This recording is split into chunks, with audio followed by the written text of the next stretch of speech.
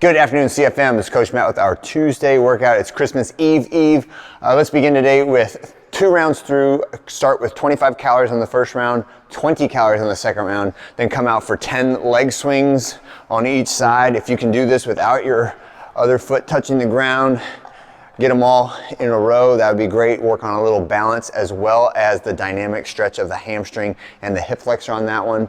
Then we're gonna do a standing figure 4, more balance, right? So I'm gonna stand with one leg.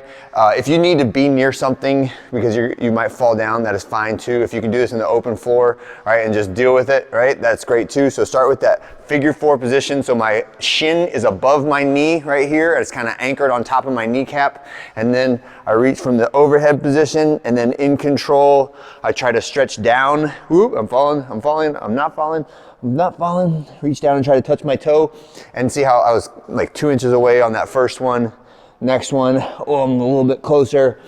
Third one, I'm trying to get all the way down, both hands to my toe if I can. Can't quite make it, but I could warm myself up into that if I wanted to, right?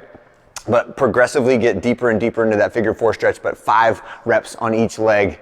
Next one is a Superman hold. So get into that face down position. Reach those arms out, elbows straight, thumbs pointed up, and try to squeeze your glutes, squeeze your hamstrings, squeeze your shoulders. We don't want to overarch here. We just want to flex all those muscles that create that overhead position. So it should be more about the posterior deltoids, your traps, your rhomboids, upper back, and your glutes and hamstrings than it is about your lumbar erectors, right? So sometimes when the shoulders are tight and the hips are tight, we create that extended position by arching or overarching our back, right? And that's not what we want to practice. I want to practice the muscles that brace it in that position, or the muscles that should be extending in order to get to that good overhead position. Next, we're going to do some warm-up deadlifts. So this RDLs today, so from the rack, try to set your bar up so it's somewhere between the hips and knees so that I can pick it up without having to touch the ground with it. And I'll take my step back. RDL means that my knees stay just slightly bent, right? The whole time. I'm not bending my knees like so or getting down into a bottom position of a deadlift. I am just hinging forward, stretching those hamstrings and glutes as far as I can, and then squeezing as I stand tall to the top position. And that will be our strength movement for today.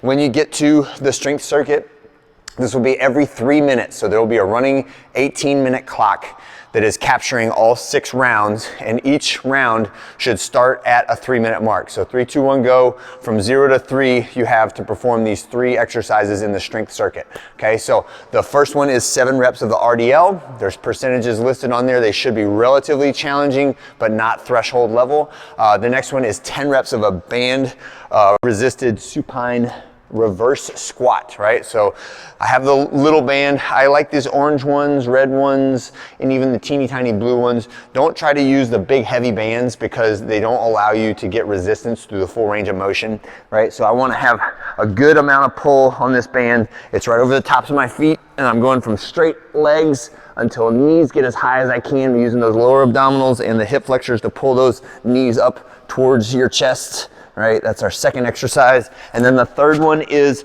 a static lunge, right? So that means my body position is at the bottom of the lunge and then just push up like a 1/4 inch. Your knee is just barely floating above the ground. There's a big difference in like 2 inches under your knee and a 1/4 inch under your knee. So try to be as close to the ground as possible so I can just barely slide a piece of paper underneath your kneecap before it would touch the floor, all right? And then the coach's challenge is with a plate in the overhead position, holding for 15 seconds on each side. So get in that bottom position, plate overhead, and then just crack my knee off the ground and hold for 15 seconds, all right? And that is my third exercise of the strength circuit. And then at the 3-minute mark, it's back to my deadlifts.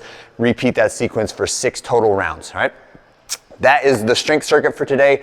Afterwards, there is some core pulling accessory extra credit work. So make sure you attack that if you're interested in it. There is a hero workout tomorrow. So if you don't feel like overextending yourself today so that you can do really well on that tomorrow, totally understand it. If you want to get your accessory work in today because you're off tomorrow and Christmas, that is also fine. All right, have a great one. I'll see you guys on Wednesday.